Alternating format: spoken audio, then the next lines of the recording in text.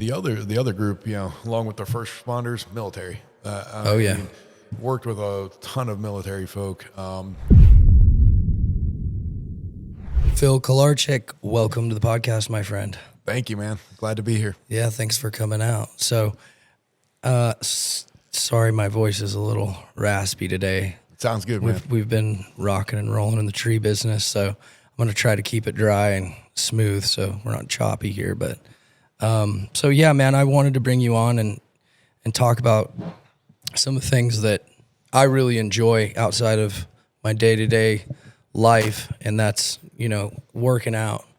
And I met you through a friend of ours a little over a year ago, and I was kind of having some issues started with blood pressure stuff, and a friend of mine, or Jacob Green, a good friend of mine, told me about you, and he's like, look, man, why don't you go down to Phoenix Edge and talk to the man, as he called you. Oh boy.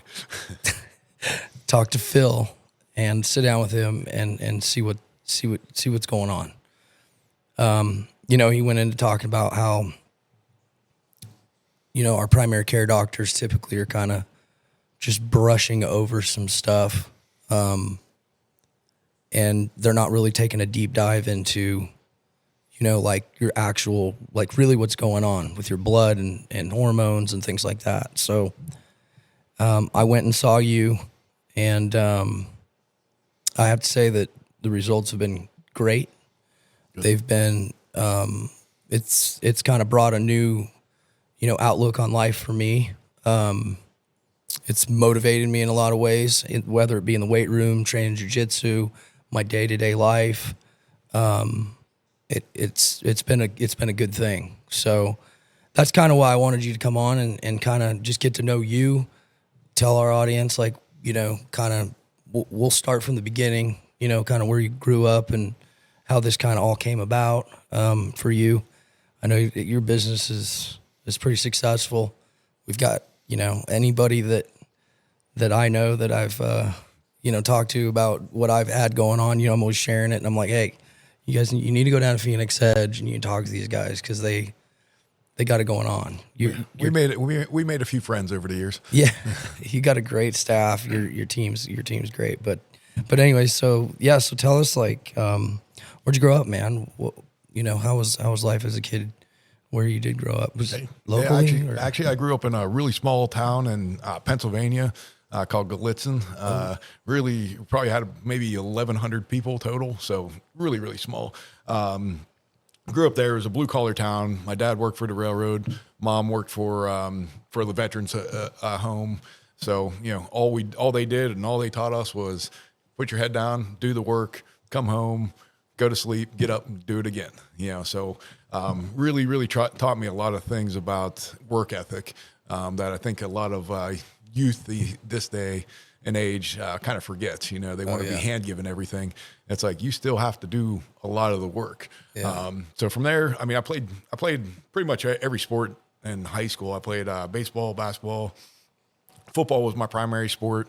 Ended up going to Lafayette College over in Easton, PA. Was lucky enough to get a full scholarship to play football for them. So, nice. Played offensive line. So back in the day, I was probably 285, pounds Whoa, roughly. Really? Yeah. So, lost a little bit from there, but, still kept some of the size, Yeah. Yeah. Great experience, playing college football. From there, moved down to Florida. Then kind of moved to Texas. That's when I kind of got into medicine. After undergrad, ended up just bouncing around some sales jobs, did some recruiting, did some mortgage work, and then what ended up happening was my dad passed away about 10 years ago, and he was one of those guys that would always go to his doctor and just get treated for everything that was wrong. Like, so his cholesterol was awful, his blood pressure was awful, and he just relied on medication to be better. Eventually, he did end up having, passed away. But the entire time he was sitting there talking to my sister, and my sister, she's the smart one of us. She's an anesthesiologist, so she has the big brains. I was just ambitious. But I was like, well, damn, I like missed out on that time talking to my dad because he didn't want to talk to me about his issues or anything like that. So I really took an interest in medicine, ended up going back to PA school while I was in Texas, at the University of Texas Medical Branch in Galveston, got my PA license. And then I really pretty much, I knew I was going to get moved to North Carolina. So I was like, okay, let me find like this part-time gig where I don't have to like make any commitments or anything like that. There was a hormone replacement clinic there that was, looking. I went, met with everybody. They were former military, great guys, great set of guys. That was here? That was in Texas. It was in Texas. Yeah. And they, that's where I first got introduced to testosterone replacement therapy. Gotcha. Those guys, like, what I noticed was everybody was coming in and they were leaving happy. I'm like, this is the type of medicine that I want to be in. Right. You go to a primary care, like people are like sneezing, coughing. Yeah. No one's that happy. So No. I was like, I want to be somewhere where I'm actually making a change. Yeah. And then when I moved here, I actually got on testosterone myself, probably about 8 or 9 years ago. And it's been life-changing. Now, the reason I got on it was energy. I used to have to take a nap in the car just to drive 10 or 15 minutes to go and spend time with my family, So I was like, this isn't the way to live. So right. I got on testosterone and I was like, damn, this is where I need to be. Yeah. Mm-hmm. And so how old are you? Just turned 44. You look good, dude. Thank you. Yeah. That's amazing. I don't feel 44, so yeah. Mine doesn't say 44. The body probably says 44. Right. No, you're an energetic dude, and it seems like everybody that's walking into the in there that I know, and I don't want to break everyone's anonymity or whatever, but walking in there and they're walking out happy, and I think the biggest thing for me was it's kind of mind blowing because out of all the doctors I've been to throughout my life, it was like no one ever really sat me down and took my blood and went line by line and was like, and I'm going to make some of this up, but it's like, oh, we know how much cheese you've been eating, literally by what we see here. Yep. So it's like, it just gave me this like, holy shit moment where I was like, wow, okay, so you're telling me that I can mitigate some of this stuff without eating so much gluten in my food. Yep. And then you're actually seeing results. Yep. Increasing testosterone. Holy shit, I'm not tired at 3. Yep. Exactly. And so, I think that the biggest thing is like, obviously for me, what I'm noticing, I'm not on TRT yet. We're getting ready to go there here real soon. But being on what I'm on, in clomiphene, I definitely see a massive improvement in my day-to-day, even just the way that I think, like, hell, I worked all fucking day today, dude, grinding out, knocking down trees, I mean, and, tree work's pretty fucking tough stuff. And here we are doing a podcast at 7:30, 8 o'clock at night. And we're still rolling. Yeah. So, and this is natural. This is I guess you could say that, let me ask you this. So, and Steven and I talk about this, is what do you know on the history of men's levels of testosterone today versus in the 1970s? And what do you think is correlated? What do you think the factor is that's causing these issues for men now that have such a low testosterone versus back into like the 70s? That's actually a great question. I actually get asked a lot. What the probable guess is some of the food that we've been eating. Livestock has been pumped full of steroids over the years just to make them bigger, so that they can produce more meat and get out into the market. So some people believe that that's why we now have lower testosterone levels. Anybody could have lower testosterone for a number of different reasons. That's the one they think from a dietary standpoint. And then obviously, like, we're a society of taste. So everything tastes better with fat, So, a lot of times we're eating a little higher fat, sugar diets, which definitely are going to affect it. Then the other thing that can affect your testosterone is your sleep. So back in the day, there wasn't TVs in every room. There wasn't a phone in every hand. people were be able to shut down at night and actually get into that deep REM sleep where their body would naturally replenish their testosterone. Now, hell, we're on our phones until we close our eyes. And then if we wake up in the middle of the night, somebody's usually checking their message or something like that. Right. Right. And as soon as you see that screen, your brain wakes up. So you're not going right back into that deep REM sleep. Right. And the different plastics and shit that are in our food, obviously, that's a big one. Yep. Seed oils. Yep, seed oils. Seed oils is a and I was listening to Gary Brecka talk about, the seed oils, and he was saying that if there's two things that you can do to help yourself out of everything, get rid of the seed oils and stop drinking tap water. Yeah.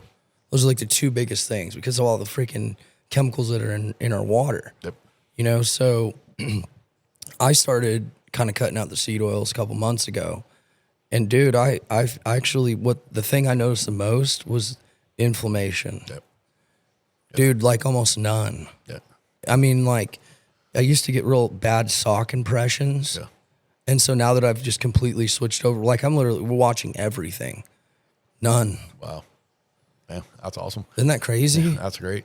I mean, that's just like, I don't know. It's, and so what do you think about kind of like, and we can go back and forth. We can jump around. Like there's no, I'm not, well, while you're checking out something real quick, I do want to, like, you hit on this point twice already, like right in the opening, and then again, you kind of mentioned, like, why aren't your primary care people looking at this stuff now? And, the primary care model, don't hate me out there, medical world, they're based off of reactive medicine versus proactive medicine. Hey. So, so they're waiting till something is wrong and then they're going to try to fix it. Where I would rather take a proactive stance and say, let's not even get it wrong. Right. Let's keep you healthy so that you don't have to be on long-term medicines. I mean, it's well known that, like, people with cholesterol, you go on a statin, you kind of feel like crap and joint pain returns, so it's like, okay, so you're telling me to get more active, but you just gave me something that makes my joints hurt and takes all my energy away. How the hell is that going to happen? So, right. And that's like when they put me on blood pressure medicine, my libido was gone. Yeah. And I'm like, okay, well, my blood pressure went down, my libido's gone, and I actually feel worse. Yeah. Like I actually have no energy.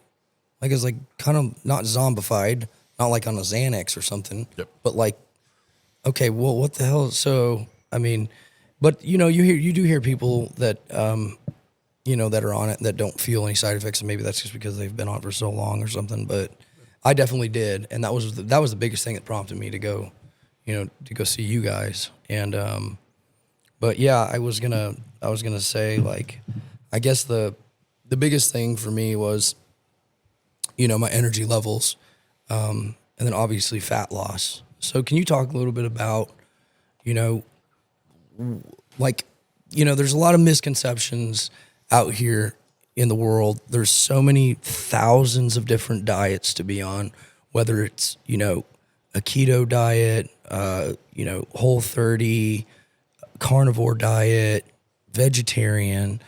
What do you think is probably the best, I guess you'd say, diet for the average or overall for everybody, that they can, kind of start with, because the food, sorry to cut you off, but the food pyramid has been effed up for a lot of years. Yeah. So that's what we were taught when I was a kid in school, so. Yeah. But look who paid for some of that food, that pyramid marketing, it's the dairy. That's right. And everybody else out there.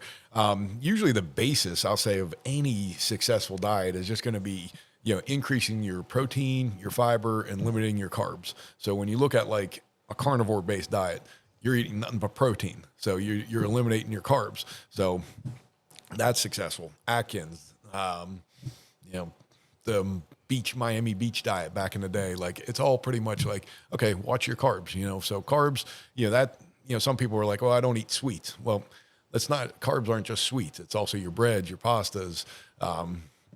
Rice is kind of a staple. It's hit or miss. Brown rice and versus white rice is debatable, but from a nutritional concept,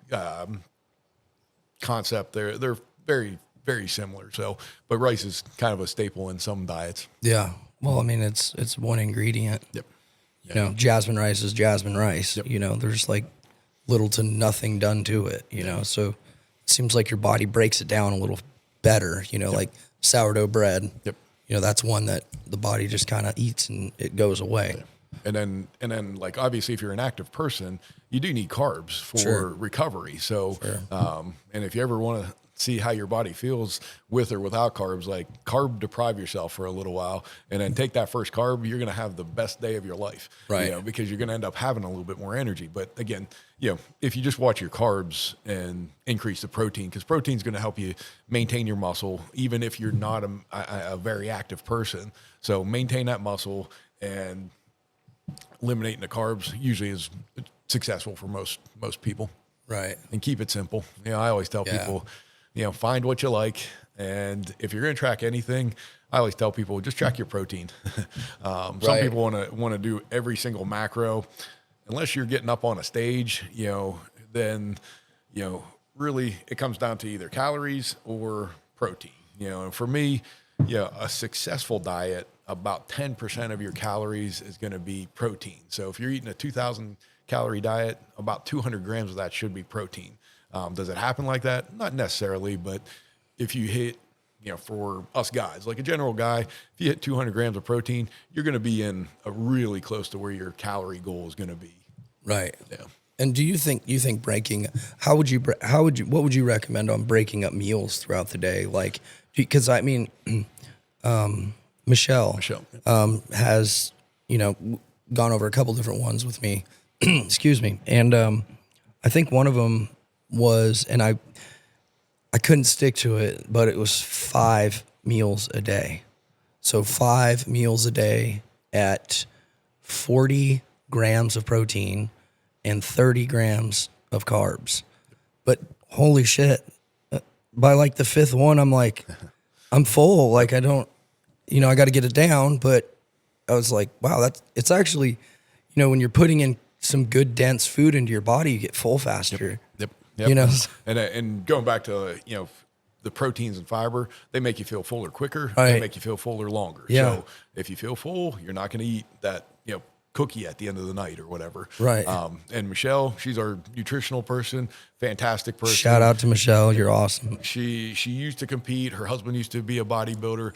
Very, very, very good at helping people understand how to fuel their bodies at different stages of their life. So whether you're an athlete, whether you're just, you know, menopausal woman, or completely sedentary, she can find a way to kind of help you lose weight. Yeah, she's awesome. Yeah. She's really easy to talk to, and boy, she knows her stuff, dude. Oh, yeah. And then she's got a master's in clinical exercise physiology, so she knows how to help people with exercises as well, even if they're not, if they have some disability or something that precludes them from doing like general workouts or walking. She'll figure out a way to get people moving. Right. Yeah. Yeah. She came back with some pretty cool stuff for me. Yeah.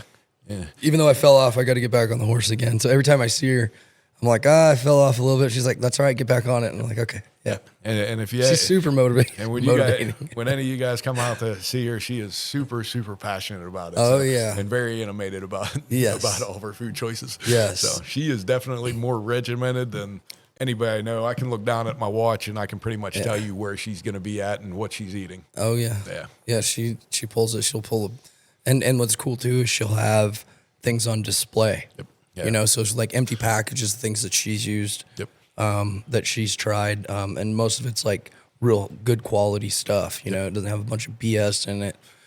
That's where I found, and I didn't realize that that was kind of having a little bit of like kind of fogginess in the afternoon, and it was my electrolyte intake. So she turned me on to Element electrolytes, which were phenomenal. I was telling you about that today, where I just feel like, I feel bloated today because we were out running around, and I was like, man, I better keep up with the electrolytes. Yeah. You know, but it also, you know, what's good about electrolytes is that it regulates your heart as well. Yep. So tell, what do you think about fasting? What's kind of your, what's your thought behind fasting? Yeah. I mean, I think fasting works for some people if they will do something during their fast. Some people will say, "Oh, I just don't eat. I don't eat breakfast." And it's like, okay, well, what do you do between your last meal and your first meal the next day? And if they say like nothing, then you're kind of wasting the fast. Can it work? It still can work, just because you're not going to be able to eat as many calories in a certain window. So it can certainly work. I just always tell people, if you can do something where with your fast, you will burn so much more calories and body fat. Like working out. Yep.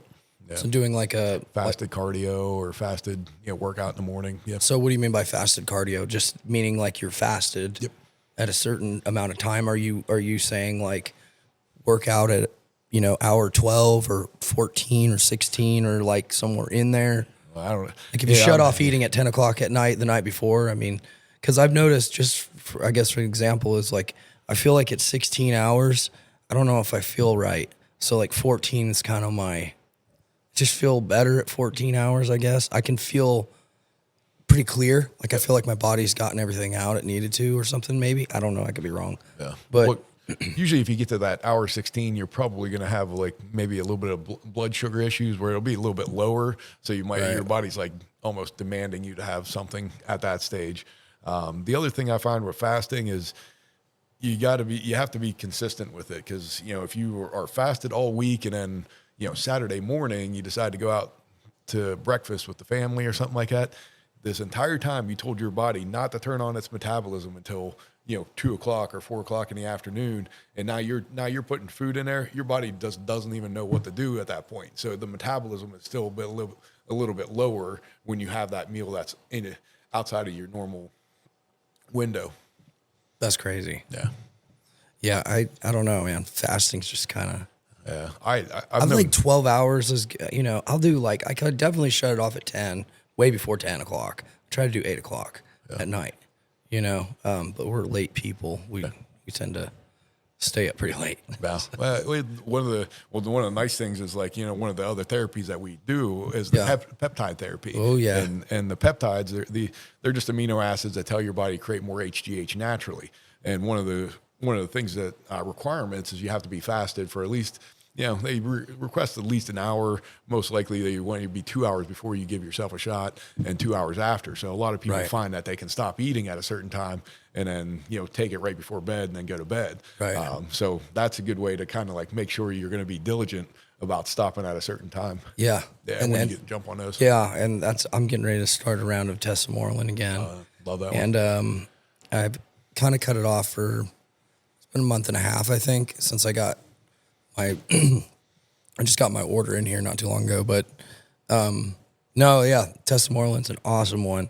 And I'll tell you, not only did I look to the side, and we talked about that one day, and I was like, do I have an oblique? Where'd that come from? But my sleep, that's the biggest one. Yep. Like, dude, as soon as I take it at night, no more than probably 20 minutes, I'm like, I am ready to fucking go to bed. Yep. And as soon as I lay down, I'm out. Yep. And it's a deep sleep. And I don't know if you if you had any like crazy dreams, that's when I know they kick in. Dude, not the Testosterone, but the Samorelin is the one that I had the most gnarliest lucid dreams I had ever had. Dude, and I was like, it was so real, dude. Yeah. Oh, yeah.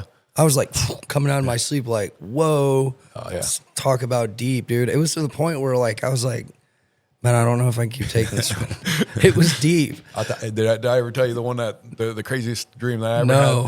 I don't know why I remember this one, but I was being chased by a bear with a flamethrower. Oh, and like, what the hell? Like when was the last time I seen a bear or a flamethrower? I don't even know. That's crazy. But man, I woke up and I was like, you wake up and you're like, you think it's right behind you. Yes. You're like, they're pretty gnarly. Yeah, they are. But dude, I'll tell you, I'm talking about like just my joints.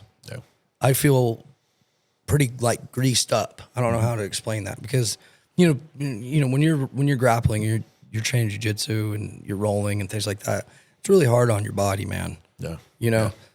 Well, I'm staying off the mat as long as Jacob is still out there, Yeah. So That's a big boy, dude. Yeah. Yeah, Anybody doesn't know Jacob, he's probably 6'5" and 300, well, not 300 pounds, 270 pounds and Yeah. like 10-12% body fat. Yeah.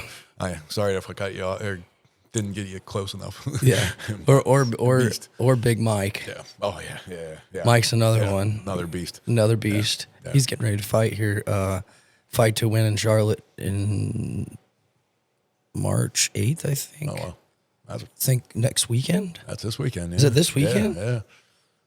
Holy shit, he might be doing. And he's got like he's got like a messed up ankle right now. And I'm like, dude, what are you doing? You're crazy, bro. Yeah. That fool's a maniac. Yeah. But yeah, like, and again, I don't want to like get into breaking people's anonymity and stuff, but obviously these guys don't give a shit. But yeah, like a lot of the guys that I train with, see you, they come up there and see you, and they're pretty fucking happy with what's going on. I mean, I've seen these guys change because I've been training with them for years, and I know what they were before and I know what they are now. Yeah. Like Mr. Dawson, he's, you want to talk about strength, dude, he's probably, man, he might be about 20 pounds lighter than me, but that motherfucker for as old, he's not that old, but for his age is one of the strongest people I know. I ain't lying. Yeah. He is like, you can't.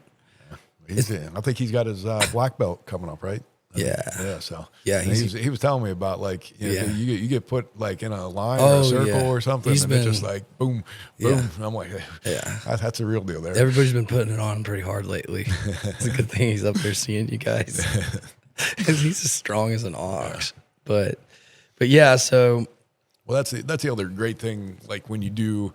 Yeah, just to kind of hit on like some of the benefits of TRT, just because we're talking about like how we have energy and libido is great. Some people say that their mood gets a little bit better, where they, might not sweat the small stuff nearly as much. Yeah. Sleep usually it doesn't put you to sleep, but it puts you in that deeper sleep, so you actually feel more rested when you wake up in the morning. But where a lot of athletes fell in love with this stuff, joint pain and recovery, and when we're sitting here talking about a guy having to go through like grapple 16 guys in 10 minutes or whatever the heck it is for the black belt. It's when you're on testosterone, you get sore for like 10 minutes and then you're ready to go again. Right. It's the most amazing thing in the world, especially for the people that are out there working out. Right. And so what do you think are like the biggest misconceptions of TRT? Because I won't say any names, but people that are close to me, obviously I'm very outspoken about it.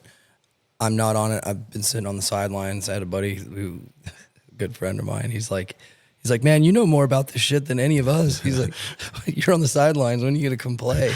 And, but anyways, I don't know where I was going with this, but yeah, the biggest misconceptions of TRT, because a lot of people are like, oh, it's steroids. Yeah. There's that, which people just don't know. They don't know the science behind it. They don't understand it. And so just give me kind of what are the biggest misunderstandings that you see or that you talk to with your patients about that they ask you? They're like, hey, I heard this, and that you've proven to be kind of not true. Yeah. Well, I mean, the first thing, like you kind of said, like, oh, it's steroids. Like, testosterone is a hormone. Both men and women, we make testosterone. We just need different amounts of it. So, so that's one of the things I always kind of like talk about, because there are actual steroids out there. Those are not made naturally in our bodies. Right. So, but they do get you to goals a little quicker and everything like that. But some of the other myths, the biggest one, probably everybody always asks me about cancer. Okay. So there's been plenty of research that shows that testosterone doesn't actually cause cancer. Now, the belief is if you had some sort of growth and had higher levels of testosterone, it might make that growth grow a little quicker. They're actually doing a lot of good studies that show that that's, kind of getting debunked as well. There's a huge study out of the Baylor College of Medicine out of Houston, where they basically did, looked at guys with prostate cancer and basically showed that it did not impact the overall occurrence of prostate cancer.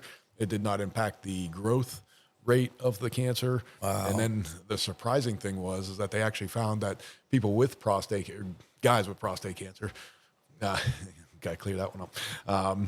That if they had prostate cancer, actually giving them a higher dose of testosterone was actually beneficial for them. So no kidding. Now the Urological Association has not fully accepted that that study. So Right. we still have to, sit back and say, hey, if there's a growth, it might make that growth grow a little quicker. Right. Just from a medicine standpoint. And I'll give you a perfect example of like what I saw in practice. I had a gentleman, he's actually in his 70s, really athletic guy, does like the senior games and everything. I'd hate to see what he was like when he was back in the day, because he was probably a stud, because he wins like all the senior game events. Yeah. But when he first came to me, now a normal PSA for us guys is 0 to 4.0. So 0 to 4. This guy's PSA was in the 60s. And I was like, oh shit. Like, Whoa. I'm like, I don't know. I'd swear on this. Yeah. Yeah. Okay. I was like, oh shit. I was like, I'm going to have to tell this guy he's got prostate cancer. And, I'm like, I'm sitting there. So I go in there and I start talking to him, and I'm like, hey, did anybody ever talk to you about this, that, prostate? Are you having any urinary things? He just kind of just sit there and shook his head. And then eventually he comes back out and says, 5 minutes later, he's like, oh, I just had a prostate biopsy. I was like, oh, well, that would explain everything, why it's so high. So he ended up opting to get on testosterone. He's been with us for probably 3 years. We just had labs with him the other day. His PSA was down to a 2.0.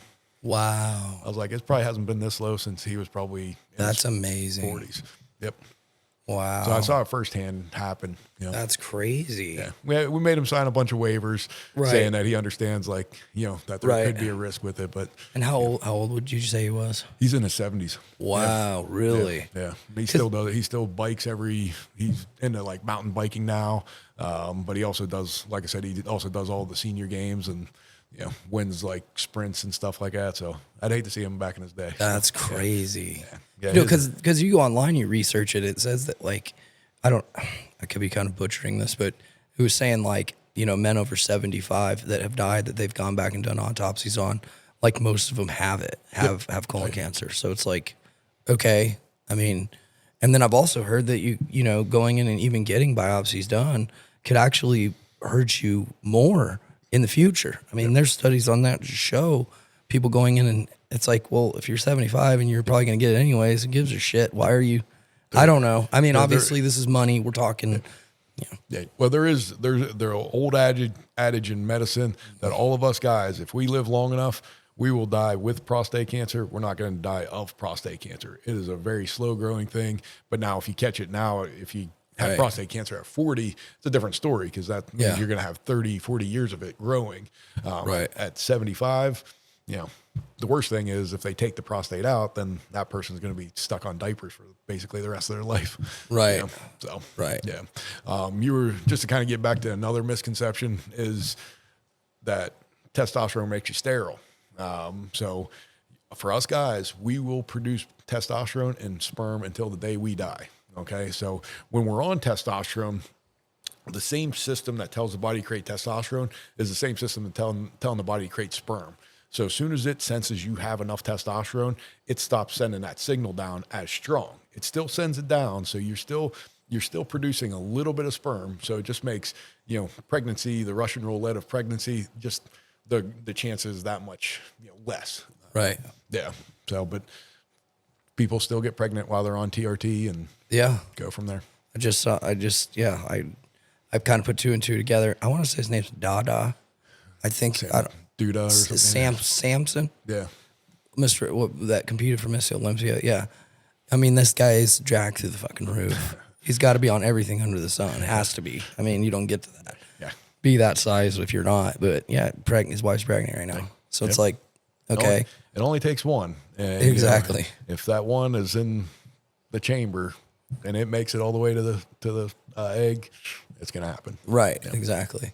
What do you think about enclomiphene, Clomid, things like that, things that I've been on, Clomid, obviously. I can tell you this, that when I went to the doctor, they said my count was like 2 times more. Sperm count was 2 times more than your average male. Perfect. By being on Clomid. Yep. So it did its purpose. Yep. You know. Clomid and clomiphene are both used for fertility. So like basically it just replicates one of those signals that tells your body to produce more sperm. The byproduct is you end up making more testosterone too. Right. You know, so I don't have too many guys that come into the clinic and say, "Oh, damn, I feel great. I'm on Clomid," but Right. you know, we make do with what we can Yeah. while we can. Now the difference between they're basically cousins. So Clomid was, you know, the original big boy out there that was used for, or one of the big ones for fertility.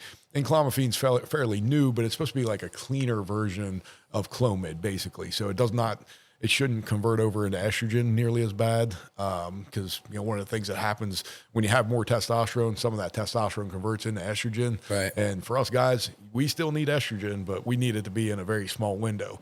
Right. You know, so that's one benefit of it, and then obviously it's supposed to, like, you know, help produce more testosterone cleaner for you. Yeah. And I've seen a lot of younger guys.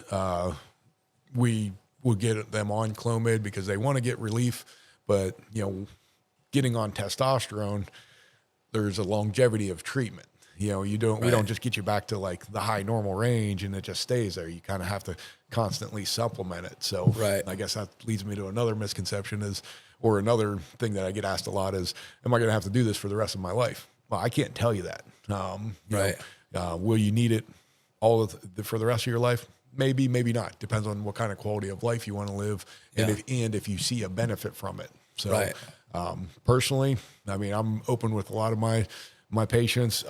I was on for a few years. I had to come off for about 6 months, not by choice, but because we moved. And you know, once I got back on, I'm like, I'm never coming back off this stuff. Yeah. Yeah. Yeah. I mean, I just recently had a friend who is going to be actually coming to see you. It seems like everybody. I'm like, you're tired today? Go see Phil. But him and his wife were trying to have a kid, and he's been on it for a couple years, TRT, and then he came off it because of that reason. You know, obviously having a kid, and he said the first 3 months were pure hell. Because all his hormones were completely out of whack. He was trying to get him back into normalcy again.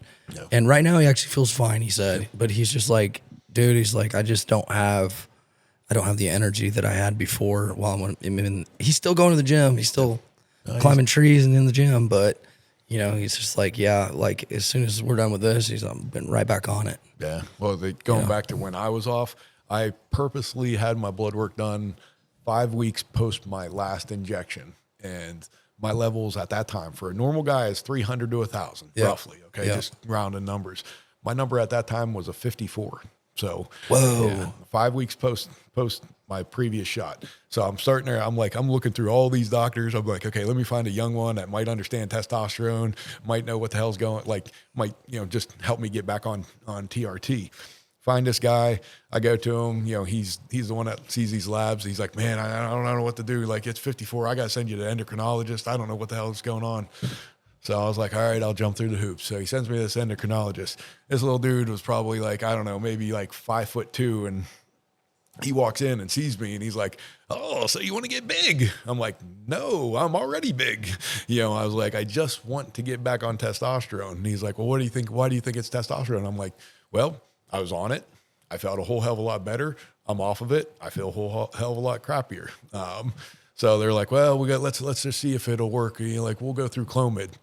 Put me on Clomid, got me to actually I should back up.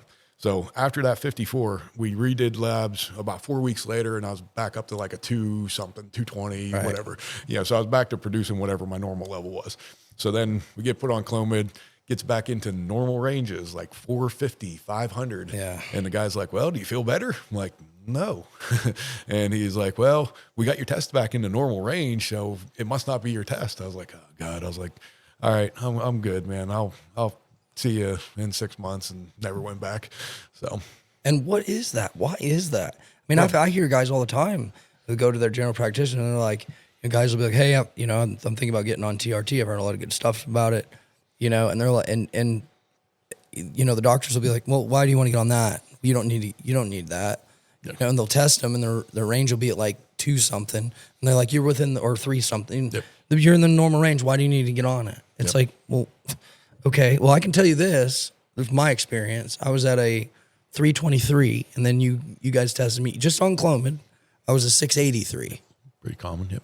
So I jumped, and I definitely feel different. Yep. I'm not saying I feel probably TRT different, but I feel different. Yep. So, I'm like, okay, well, that's clearly something has to be going on here. So yeah, there's a big difference between 300 and 6, like for sure. And if the range is 300 to 1,000, it's going to be hard for anybody to argue that that person at 301 is going to feel the same as somebody that's at 999. We're like where we're at. We're a TRT clinic, so we're not trying to make anybody into like Arnold or Ronnie Coleman or anything like that. Right. Like we just want to get you back to high normals and see how you feel. Right. There's a magic number for everybody. Some guys feel perfectly fine at 700. Other guys, they won't feel fine until they're up to like 1,400. Right. And a lot of things go into that, like, how active you are. Obviously, their work schedule as well. But, for you, like, your crew, you guys can have a very demanding day, any day of the week. Yeah, for sure. And then I saw you guys did a whole lot of stuff during the hurricane. When it came through here, it's like you guys were working round the clock, doing whatever, like, really heavy physical manual labor to help everybody out. And your testosterone at that time was going to be really, really low.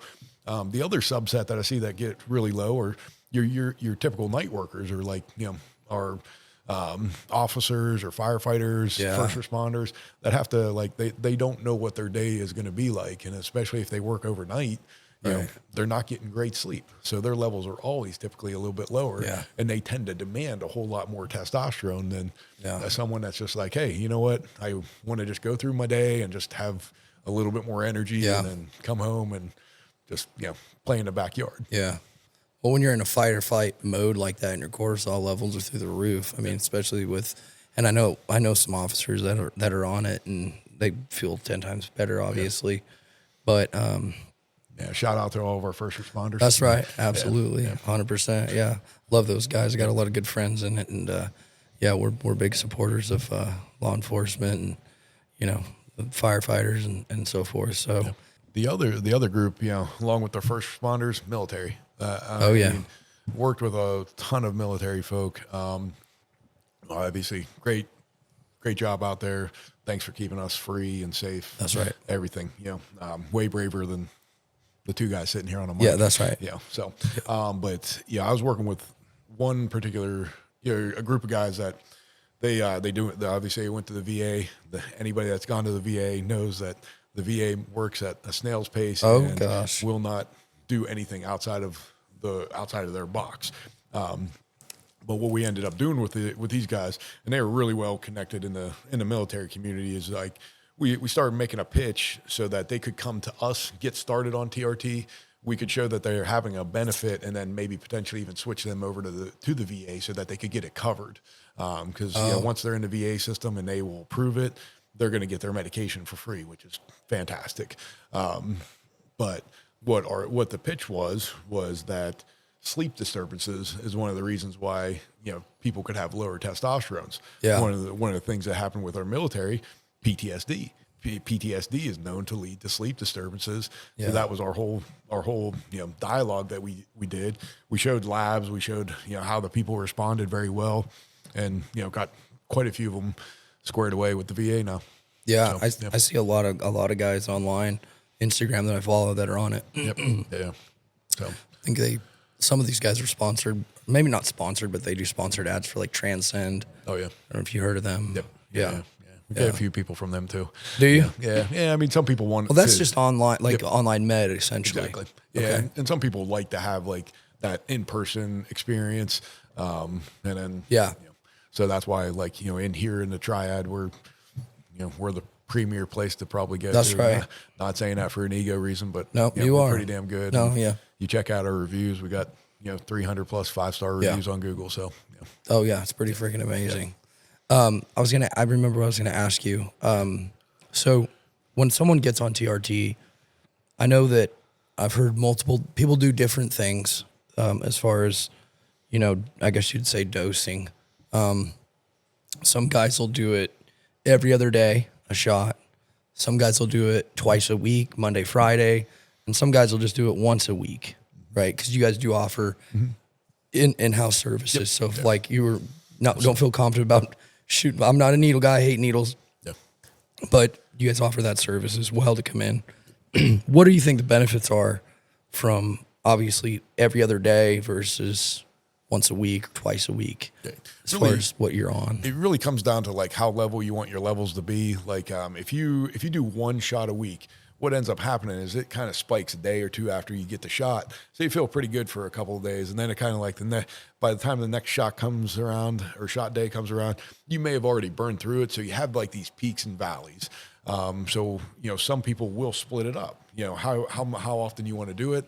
And sometimes it comes down to a personal preference. Some guys feel like, hey, if I do something almost daily, it's better. Like we do have some people that will do little doses, just every single day, which for me, I don't want to poke myself that much. No, that's pretty much the only reason. But I do highly, highly recommend if someone is going to do it, at their house or in their own luxury, to kind of think about splitting the dose, even if they're not a fan of needles, just because the levels will stay a lot more consistent.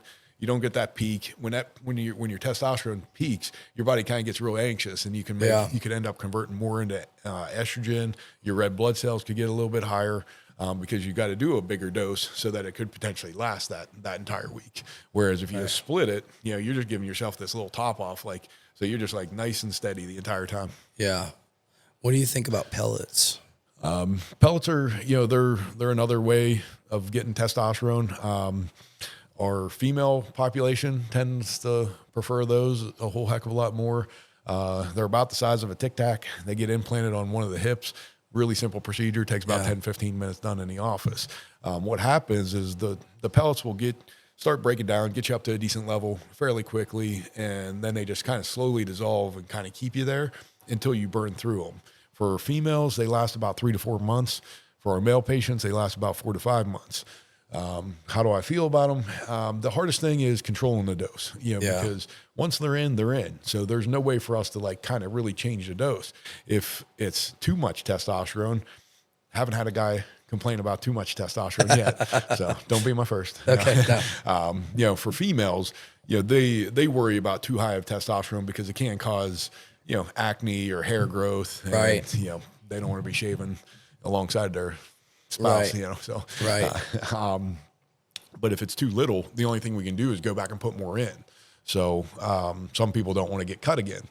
For us guys, the pellets are a little bit bigger, and we need a lot of them, okay, to get you up to a decent range. So when we get them in for a male, we'll try to do like a kind of put them in 3 different like tiers so that they're all not sitting in the same like little pocket, or you're going to feel this little like golf ball on one of the hips. So when we do that, we create a lot of trauma. So sometimes there's a little bruising, soreness. I'll be your favorite pain in the ass for about 2 weeks. But now for females, they usually get, maybe 1, 2 really, really small pellets. They tend to have a little bit of extra tissue back there, so it tends not to cause as much issues. Gotcha. For our active guys, and, even sometimes for our active girls, they'll choose, injections over pellets because they don't have as much tissue back there. Yeah. And if the pellet gets onto the muscle, it tends to irritate it, and it tries to, it'll try to work its way back out. Like the body will try to reject it. Yeah. Yeah. I've met a couple older guys that have the pellets. Yep. They seem to be, because they just don't want to go in and, get a shot every week or do that. I mean, it's a set it and forget it method. So you don't have to worry about creams daily. You don't have to worry about shots weekly. You don't have to worry about anything. And some of our people that travel a lot, they love them because then they don't have to like carry needles or anything with them. Yeah. Yeah. That seems. So it really comes down to a lifestyle. I have a older doc that comes see me, and he does pellets, and he's a firm believer in the pellets. Okay. Because he just likes the steady state of the testosterone versus doing an injection where it'll kind of peak and valley and stuff. But but I mean, it's not that far apart. It's like, I mean, if you're busy, you're sleeping, you're exercising, you're eating right, which obviously, I guess we have to say that, yes, this stuff works, but wouldn't you say that, diet and exercise is a really big part of seeing results with this as well? I mean, I'm sure you're going to see results right away, right? I mean, but toppling it with things that, like, the goal of the message is that we're trying to do better for ourselves, right? Yeah. Like, and this is just another tool in the toolbox to be able to help us improve. Just one part of the equation, Right? You can't outwork or you really can't outwork a bad diet. So that's been said before. But putting the work in, usually what I tend to find is when people feel bad, it's a lot like, McDonald's and Burger King look a lot more appealing to them because they're like, oh, damn, I'm just tired. I need to get something to eat. And they'll pull into a fast food place. I've been guilty of that. Yeah. But when you feel better, you look at it and you're like, do I want to put that in my body? Right. Like, if you're training and you're doing everything else right, like you're just like, that just doesn't even appeal to me. And it gets to a point where you're like, you know what? I don't even want to go there. Like there's nothing there that I can eat. So. Well, because you've already put in all this hard work, and you don't want to see. I mean, I fall off the rails. I get back on. I fall off the rails. Right now, I'm on the rails, so we're good. But yeah, it's crazy. Like, everything it all kind of goes together. It's it's definitely a lifestyle as well. You know what I mean? Because some people, like, I have friends that I don't know how they do it, but they look like they have energy and they eat like shit. I'm just like, God damn, you were told your body's become completely immune to all these, maybe bad ingredients in these foods. Hooked on Monster or something, Because I feel like shit. Yeah, if I get a Monster, drink a Monster, the next day I've got like a headache. It's awful. Like it's, the amount of sugar that's in it and, all whatever ingredients are in it that are just, our bodies just don't like. And you can definitely feel it when you're doing really good for a couple weeks. Yep. And then you go eat like a really delicious, extra large Mexican food and you just pile on the grease. And then the following day, you're like, wow, I definitely feel like shit. See, now I am a fan of the, I don't call it a cheat meal. I call it a treat meal. So if you're good, all week long, like your body can, can handle it. For sure. And what you'll find is like, when you're really consistent, you don't want to go off the rails too much on your treat meal, Right. You might go get a burger, but instead of fries, you might get like, a salad on the side or something like that. Right. And you're like, okay, well, I was bad, but I wasn't that bad. Right. And I tend to end up finding that like the next day or that week, you have like a great workout. So, and I mean, I got 2 young kids. I mean, they're both, let's see, one's going to be 16 in about a week and the other one's 13. So, they don't want to eat everything I eat. Right. So like we'll have pizza, whatever. But, when I go, I get a slice of pizza and, some protein versus, just a whole pie for myself, Right. Yeah. Which is what I like, a whole pie for myself. I don't need that. I like it. But. Oh God. I know. You gotta have some discipline, especially if you want to see results, you gotta have discipline,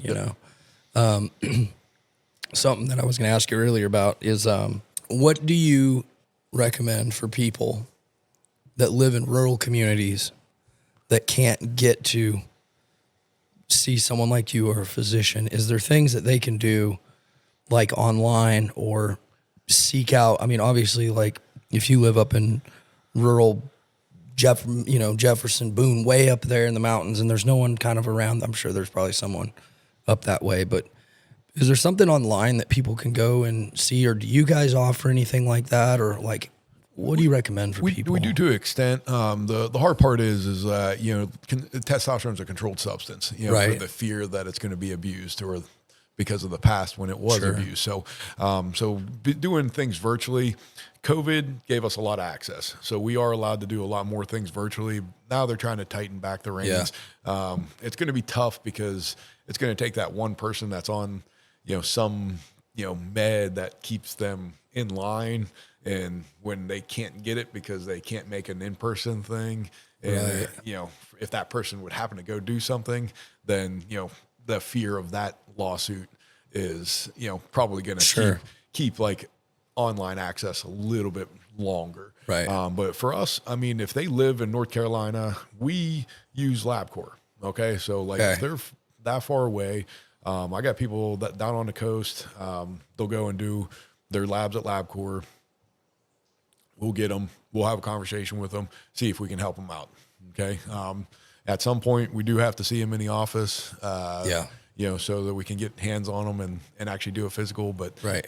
That's usually only like once every so often. So, Right. we try to keep it as simple as we possibly can. Once they're established, there's, right now the legislation allows people that if, as long as they've been a standard patient or somebody that has been seen, they can actually go like years without actually being seen in person. Okay. Yeah. So. Yeah, because I know there's a lot of people in rural communities that, like for instance, my hometown, that, there's guys that are starting to get interested in getting on some of this stuff and have seen like local physicians, and obviously, they're, the local physicians are telling them like, hey, there's kind of questioning them. It doesn't, like, oh, do you really need to be, on this stuff, or, you probably don't need to be on this stuff. So it's like, it's harder for them to get out to, a place that's 2-3 hours away, and, get on, TRT and things like that. Cause I know some people that have had trouble doing that. Yeah. But yeah, so I guess that's kind of what I was asking, is because it's like, there is a lot of people in these rural communities that, may not be, because again, it falls back onto that, well, my doctor says I don't need to be on this stuff. Yep. It's like, well, okay, I understand that. I get that. Yeah. But like, let's look at let's draw your blood and let's look at everything. Yep. Because what do they call it? I don't know the terminology behind it, but typically when you go to a doctor, they just draw your blood, look at a few things, and then boom, you're out the door. They don't actually do like a full panel most of the time, right? Yeah. I mean, usually your standard physical, it's going to check the CMP, that's going to check your kidney, liver enzymes, electrolytes, your, thyroid maybe might be on there, your CBC, which is your blood counts, your lipid panel might do an A1C. It really gets dictated by insurance. So, right. Yeah. So that's the other thing that, like with our clinic, we're a cash-based clinic. So, right. A lot of some of the stuff that we check isn't going to get covered by insurance. So instead of you trying to go through insurance and getting a bill for $400 for a lab that, that we chose and your insurance decided not to pay for, we send so many labs to the LabCorp. We have a fantastic rate with them. We keep our lab costs down. Yeah. So, which is great. And we extend that to our community, because labs are just labs, Right. So, the real purpose is to get people in and to get them feeling better. Right. Yeah. Yeah. And that's huge. Yeah. Because it's almost like everything you do. I don't know, man. I have such a bone to pick with the medical field, and especially like my doctors and stuff like that, is like, why after so many years that I had to go dig and research when I come to you for the answers, and I'm not getting the answers that I'm not seeing results, Yeah. So Well, two things on that. One, a lot of places over in Europe, they are trying to get like all hormone replacement covered for both men and women. Wow. We're about 10 years behind Europe. So like eventually it will come around. The other part of it is, when you go to the like med school or PA school or MP school, hormones account for about 1% of the test. Wow. So when you go into these schools, they're not teaching you for the 1%. They're teaching you for the high yield stuff. So cardiology or cardiac stuff, that's your highest yield stuff. You'll like on, PA exams or MP exams, you're going to get questioned about cardiac stuff. Guaranteed 100%. Hormones, 1% of the time. So they might do a quick glance over and say, hey, this is testosterone. It might help you with energy, and be on with it. Because if they miss that question, it's 1%. It's like it's going to count so little against their MCAT or whatever exam that they're doing. Whereas a cardiac one is going to be a higher yield for them. you think it obviously has to do with money, right? I mean, or it has to do with like these pharmaceutical companies trying to sell. Well, I don't want to get you caught up in anything. Don't get me caught up. I don't want to get you caught up in anything. But no, I mean, you just see it. You see it, too often online. Talking about this stuff. And I mean, not that I'm a conspiracy theorist, but Put your tin hat on. Come on. But you have to wonder, like, okay, so if the FDA sets our regulations and one of their biggest supporters or sponsors is Big Pharma, what do you think they're going to do? They're going to be pushing the meds, for Right. XYZ because their biggest sponsor is Big Pharma. So, Right. And then you've seen that the perfect example is the peptide world again. Going back to the peptides, look at the $1 billion industry that Ozempic, Wegovy, Mounjaro all did. Zepbound. They're all they were all peptides that big pharma found a way to market. So the next big one that conspiracy theories out there are going to talk about is BPC 157. Yep. Which we've talked about peptides before, like BPC 157 has been really, really phenomenal for tissue repair, injury repair. Yep. I've had guys who completely stayed off of a surgical table because they got on BPC 157. I think Big Pharma found out about it, and now they're going to try to make a way to have a way to make money off of it. So now it's like it's pulled from a lot of like compounding pharmacies. So that's crazy. Yeah. And let's see, back in December, I threw my back out. I was on a job site and I was pulling the ramps off my trailer to get my Bobcat off the trailer. As soon as I pulled it off, the homeowners were standing in the yard. And then when I slid it out, my back just went out. Boom, I hit the floor. I mean, dude, like to the point where they were like, "You all right?" I'm like trying to hide it. I'm like, "Yep." Got up and like held myself on the side of the trailer. And like basically it was like, "You need us to hit this button?" Yeah, that's what I felt like. And they're like 80, which is even worse because they're like, what's wrong with this guy? So I get back to the truck, get home, and I could barely get in the house. Got in the house, and I was like, oh, I'm just going to put ice on it, thinking that would, nope, locked up even worse. Left my phone in the bathroom, had to crawl back to the bathroom. And I'm not kidding you, dude. I will force it, and I couldn't force it. I could not get up. So anyways, we were leaving for Vegas 5-6 days later, and I was like, fuck, I don't know what to do. And I just kind of healed it up with heat, massaged it, and it was like maybe 25-30% better. Ibuprofen. We get back from Vegas. It was a rough time. And get back from Vegas, and anyways, got some BPC 157 and some TB 500. Yep. A buddy of mine's like, look, take this in combination and put it right there where the wound is. Yep. Dude, 5 to 6 days later, it was as if it never happened. Yep. I couldn't believe it. I was like, holy shit. Yep. And there's like a peptide app, so you can kind of like plug in your information and weight and all that kind of stuff. And so I took the amount that he told me to take, and holy shit. Yeah. It worked. Yep. It was life-saving, dude. And so, and then obviously I asked you last time, I was like, I think I'd like to get some, but then you said, well, there's some issues with it right now. Yeah. And the wonderful FDA pulled it from a lot of markets, or a lot of our compounding pharmacies. So, I actually I got a bottle. I'm keeping it in the shelf until I actually need it. So knock on wood, I haven't needed it yet. Let's hope that doesn't happen. Jesus. So there's no way to get any right now, or is it just super? We do actually have one compounding pharmacy that is still producing it.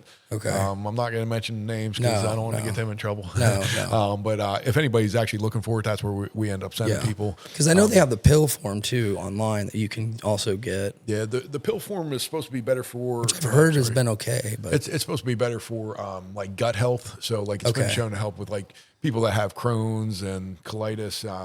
Maybe even ulcers. That's where that is. Someone did bring me a paper that showed that if you take it long enough, like the oral version, it's supposed to help with like overall inflammation and everything. But I mean, the study said you had to be on it for like 6 months. I'm like, telling someone to take a pill for 6 months till they get healed. Yeah, also it'll heal in 6 months. Whereas if they get the injection, like you said, within a week, 2 weeks, it's like I didn't believe it. Yeah, I'm dead serious, dude. I was standing right back up, didn't feel it, nothing. And I had been up. They did, what the hell did I do? Went to Greensboro Sports Performance. They're great. Yeah. And they did the acupuncture. Oh, yeah. Yep. So they stuck these 8 needles in my back and then hooked electrodes up to them. Dude, I thought it was going to be like diabetic needles. Yeah. This motherfucker pulled out like a 4 or 5 inch needle, and I was like, you're going to stick that in me? He's like, yeah, dude. 8 of them. I was like, oh my God, dude. And like, I almost about didn't do it. And I was like, all right, let's do it. So I'm laying on the table and I don't know. I'm just not a fan of needles. Anyways, so he sticks them in me. He's like, well, now I'm going to hook the electrodes up to it. And I'm like, dude, I'm starting to sweat. Laying on the table, he hooks the electrodes up. He goes, tell me till it feels uncomfortable. Oh boy. And so he's like cranking it up as a stop. And it's just like way deep into my tissue. Didn't feel any relief. Next day, felt a little bit of some relief. So I got to say that, maybe that could have helped as well, just to kind of break up that. And I read online that apparently there's like a certain enzyme your body like releases that basically tells the muscle tissue in the back to just stop, Yeah. I don't know if that's true. I did read it in some, I don't know how true anything is on the internet these days, but yeah, so, so I guess getting back to TRT, I mean, the overall health benefits from it, I know I wish it wasn't, but it's banned from a lot of sports. You can't be on it. And I see a lot of athletes coming back like that left the UFC, went and got on it for healing purposes, get back off it and try to get back into the UFC, and it's just not. Wow. Nope. Nah. I don't know if it's that or what, but they say, that's one of the things you said was, do I got to be on this the rest of my life? Yeah. Well, I mean, it's gonna it's be a lifestyle. Yeah, it's a personal way, choice. Like when you're 75, are you going to be as active as you are at 35 or 45? Probably not. And I actually have this really cute couple, both in their 80s. They travel. They stay pretty much in the area all year round. They do a one big trip a year for like 2 to 3 months, and they both come in, they both get their pellets, and then they're gone for like 3 months. And, wow. I see them once a year, but they're great people, and they're like, we don't need it when we're here because all we do is sit around, might play in the garden. So that's crazy. Yeah. But when they go on their trips, they're like, I want to enjoy these trips. So, right. And they go on like these big things, like all South America or something. It's oh shit. Yeah. So I think last year they went to like 3 or 4 countries in Africa. So I was like, awesome. Yeah, goals. Wow. Goals in life. Hell yeah. So what are kind of some of your hobbies and stuff? Like, what do you like to do outside of helping people all day? Well, you know what running a business is like. So it's nonstop. So yeah, dude, you work hard, man. But if I do find any free time, definitely still like, I try to play golf, but I got some pretty broad shoulders, so it's not very pretty. Used to play like all the time. Like, at one point I was playing three times in a week, and the number's not going to sound impressive to a lot of golfers, but for non-golfers, like I was in the low 80s, like pretty consistently. Then that's good. Yeah, but then I got kids and all that good stuff, and then play like maybe 3 times a year now, and if I break 100, I'm happy. Yeah. So I'd love to get back to playing more, but just finding time to do it. Yeah. My dad, he played in a band growing up, so I kind of got around music. So got a couple guitars and stuff like that. Nice. Try to mash around a little bit. I can make some noise. Sometimes it might sound like a song. Nice. Like what kind of music did he play? He played all like classic rock, so okay. like Zeppelin, Floyd. Nice. So I grew up listening to all that stuff. All my friends gave me shit because they're like, you were born 20 years later than your decade, but I just like the music. I mean, the musicians back then were like musicians. They didn't have to like best music. Man. Yeah. So still play a lot of everybody plays Metallica when they're first starting out. Yeah. So fun stuff. They're getting ready to come to Charlotte, I think. Here, are you gonna go? I've seen them a couple times. Have you? I've never seen them. Yeah, I saw them one time. Like I was probably in high school. They played at Penn State, and that's back in the good days. Yeah. And then I saw them on their summer sanitarium tour. Oh, sick! And that was a great story. I like it was me and a few buddies. Like one buddy, his girlfriend got him like first level seats, like as an upgrade. Like because we were all supposed to be sitting up in nosebleeds and stuff like that. Oh wow! So we walked straight out. We started pointed over and like, hey, look, there's a fight, and just darted down to like on the thing. We're like maybe 10 feet from like Metallica where they played. Dude. It was awesome. Yeah. You were deaf when you left there, dude. You're 20 some years old and you didn't care. So that was awesome. The real concert I'd love to go see this year, is the Sabbath tour, the Sabbath show, Black Sabbath. Oh, They're doing their one final tour. Oh man. At least they did this is the end tour a couple of years ago, but this one they're supposed to be all the original four band members of Black Sabbath. They're doing it in Birmingham, England, but it's like the July 5th. Metallica is actually opening up for them. So that's how big this show's supposed to be. Is like, you know, when Metallica is one of your opening acts. Oh yeah, yeah, dude. like this is a legit show. So Yeah. But I doubt that I'll get over there just for the show. But it'd be pretty badass to see like Ozzy, Dude. Geezer Butler, Tony Iommi, and Bill Moore to play together.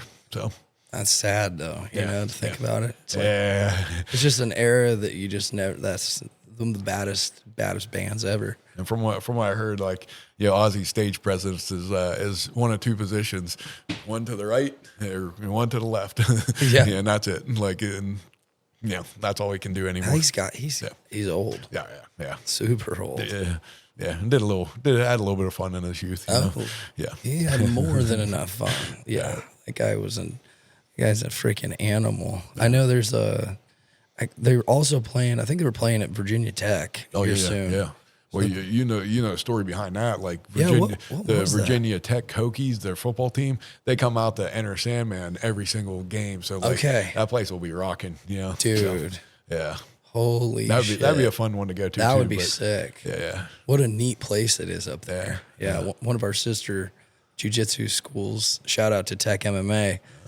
They're up there and right across from where the campuses. wow. So it's beautiful up there, man. Yeah. You been up there? I haven't been that part of town yet. In Virginia, but you know, Yeah. drove up through all their places. It's pretty cool. Have you gone up and seen the new casino in Danville? I haven't gone up there yet, man. Gambling is like it's different to me. Like I'm like, oh well, like every time I've gone, I'm like, okay, here's the money I'm gonna lose. Oh, dude, and just have it in my pocket, and I'm like, okay, no, once I'm done, you know. Yeah. So yeah. The Gordon Ramsay restaurant's pretty good though. Oh yeah. We went and ate up there for her birthday, and it's pretty damn good, man. Oh, all right, I'll have to go check it Yeah, you out. gotta check that out. Yeah. A little pricey, but Yeah. you know, having fun with it. It was her birthday, you know. Yeah, you know, we're Gordon Ryan fans, or cool. Gordon Ramsay fans, not Gordon Ryan. Yeah. But yeah, we've been to two or three in Vegas. We go out to Vegas every year. We do one trip a year, and of course, I'm from California, so it's about as close as I get to where I'm from. You know, we got to try to stay away from California right now. Don't get caught up in that mess, you know. But you know, growing up in California it was pretty cool. It's not like everybody thinks, you know. I think I grew up in a pretty good town, you know. So not to get too crazy political, but so is there anything else that you want to say that's on your mind about, you know, hormone therapy, dieting, I mean, that you can think of that you maybe want people to hear? Yeah, I mean, we sat here all night tonight and just talked about all the pros and everything. Like, for me, there's no guarantees. So, like, for anybody, I always tell people this is something that you can consider. You will not know if it's going to benefit you until you get on it and try it. A lot of people do come back and say, yep, it's definitely positively impacted my life. And that's what, like, gives me the chills at night and stuff, and what keeps me going. You know, for that next person to come back and say, you know what, this has been life changing for me, and got me off my butt. Had one person, she's fantastic. Like, she just sent her husband to us, and her husband basically wanted to give me a hug and said, when she first came to you, she did not care if she woke up the next day. Which she told me this. She told me this too, like a year ago, and eventually along the process, she said, I'm now jumping on my kid's bed, like with energy, and trying to get him up and trying to get him to do stuff. And like, as soon as she told me like that story, I mean, I had like, the hair on your arms and neck and everything stand up. And, it's just what drives you, like just hearing that story.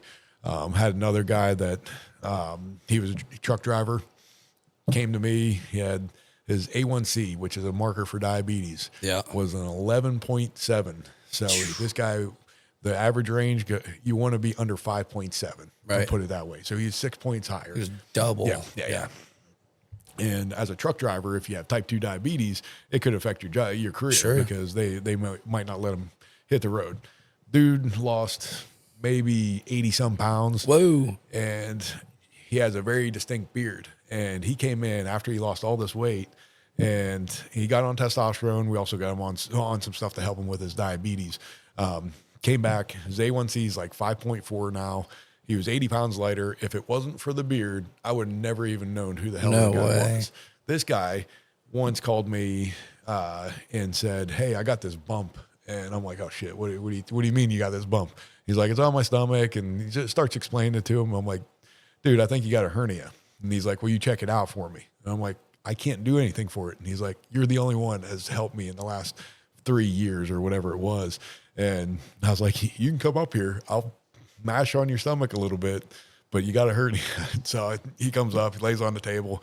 Definitely felt like a hernia. We actually got some, imaging done for him.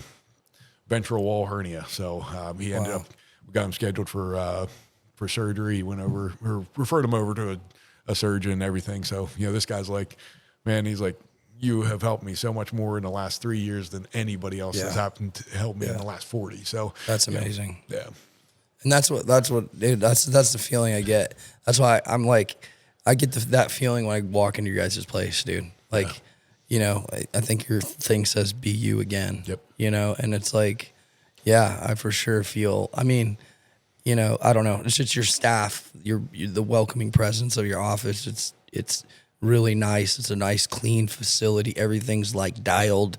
The bathrooms are freaking clean. Like, you guys have a really nice place, and I'm really I'm super stoked to know you and know your staff, and and then when I was I asked you, "Hey, would you come on my podcast?" And you were like, "Yeah, dude, let's chop it up." And so that's the kind of, that's what people want. You know what I mean? They want to feel part of something, and I think that you guys do a really good job of making people feel part of, not, obviously of your staff and, family in there, man. It's really cool. Everybody knows everybody. Everyone's super welcoming and stuff. So when you come in, you got a great staff. One of them will call you baby all day long. Which is great. So, yes, she will. Yeah. She makes you feel home. But this is fantastic because, this makes testosterone replacement less taboo. That's right. Because us guys, we like to have a little edge on everybody. So sometimes we're a little like, "Oh, I don't want to tell them what I'm doing," But nowadays we all talk. If you're suffering, talk to your buddy. They might already be on testosterone. Hell, they might even come see us. Hopefully they do. But I definitely appreciate you inviting us on. And anybody that wants to come see us, make sure you mention that you heard us on Gnarly Nation. Yeah. And we'll hook you up. So all of our first responders, educators, healthcare workers, military, we all have a great discount for them. We'll extend that same discount to all of our Gnarly Nation people out here too. Awesome. As well. Okay? Sweet. I appreciate that, man. Thank you so much. And real quick, you said taboo, and I just thought about this was the same with the tattoo industry. I really feel like that it kind of goes hand in hand, because it's the people in the tattoo world, there's always been this oh God, he has tattoos, he's a fucking felon and was in a biker gang. And so it's just cool to see how people are more outspoken about these things today, where that's not what it's about. You get to meet, I mean, we have lawyers and stuff that come up that are prominent in our community, and if they took their coats off, you'd have no idea they have these magnificent back pieces and tattoos on their arms and things like that. So it's I can see where, I guess what I'm saying is that I'm so outspoken about it because because there shouldn't be anything to hide from in this area, because again, people want to, they're not bad because they're doing something. Like TRT or having tattoos and things like that. And I just think that, people are, I'm not afraid to talk about this kind of stuff, which is just, especially when it's helping somebody else. Definitely. So, that's what we want to see. We want to see people strive to be the better them, the better version of themselves, They got to come out and see us, be you that's again. Right. That's right, man. So shout out to Phoenix Edge, man. And we'll go ahead and get this thing wrapped up, man. Phil, I really appreciate you coming on. And looks like we'll have to extend the offer for you to come back on in the future. And Man, you know, there's anytime, always man. something's always kind of evolving and changing. So, you know, Anytime, man. yeah. Love So it, man. I appreciate it. Thanks again, brother. Thank you. All right.